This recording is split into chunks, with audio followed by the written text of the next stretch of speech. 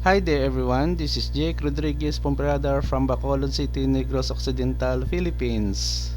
In this tutorial video, we will learn how to write addition of three numbers using PERL as our programming language. Before we start, if you like this video tutorial, please click the like button, share, leave a comment in the comment section of this video tutorial, and subscribe to my channel for more upcoming video tutorials. So let's get started. We are already here in the IDE, or the text editor that I'm using right now. I'm using Sublime as my text editor. So we can have here a comment, sharp addition .pl. When we the sharp symbol represent the comment in PERL programming, and then we have here the file name of our file. Take note that every time that we make a PERL program, when we save our work, always remember that the extension is PL for PERL. And then here I will explain addition. This program will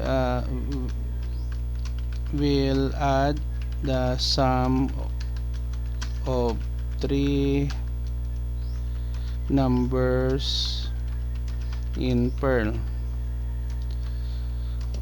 Author Jake Rodriguez Pomperada. Date today is October 29, 2019. We have here location Bacolod City, Negros Occidental, Philippines. Next, we will save our work. Control S, addition.pl.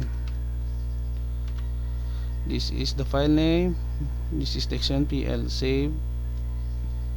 Okay, next, print \n print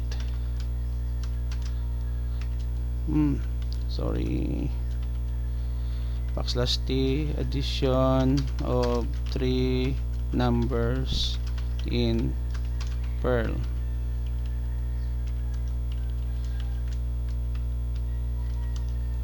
Print, enter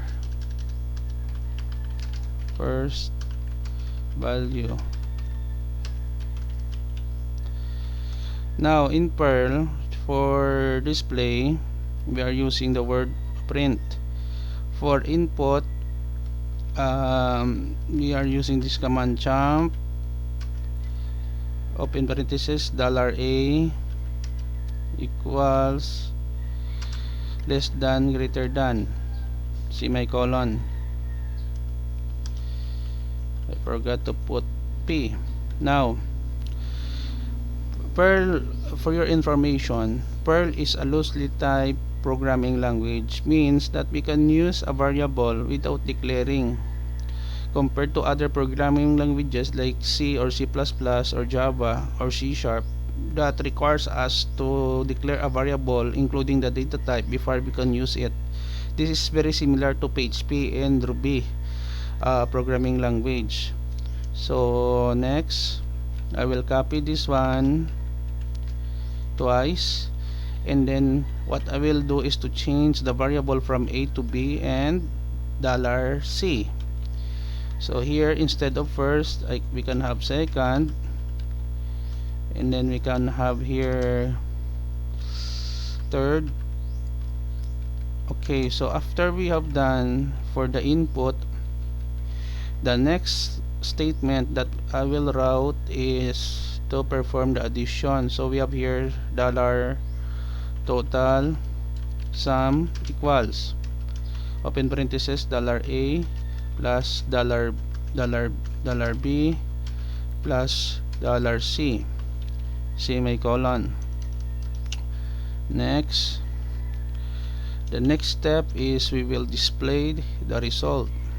I have a new line, print parentheses, okay. Horizontal tab, the sum of $A, $B, and $C is, we will call the value the assignment statement variable $sum period followed with a semicolon. Okay, here after we have done, new line again, and then we have here print of \t end of the program. Now after we have through, let's say, let us recall now the things that we have done in this program. Save. We have here the comment, we have here the title of a program, addition of 3 numbers in PERL. We have here the input representing by $A for first value, $B for second value, and $C for third value, and then total sum that will hold and perform the addition of $A, $B, and $C, the 3 variables. Whatever the sum of these 3 variables, it will store in this variable $total underscore sum, and then it will display the result. After we have saved, the next step that we'll do is to test our program now. So here we are already in our directory, the AR. We have here addition.pl. To run a code, simply type PERL addition.pl. Press enter key from the keyboard. Okay, enter first value 1, second value 2, and 3. The sum of 1, 2, and 3 is 6 in the program. Now let us go back. Now we can make some changes here to improve the code, the formatting. Actually, the problem is the formatting. We added horizontal tab.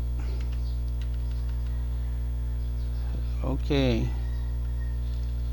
again, let us clear the screen. Let us run again the code. 5, 10, 15. Addition of 3 numbers in PERL. Enter first value, we have 5.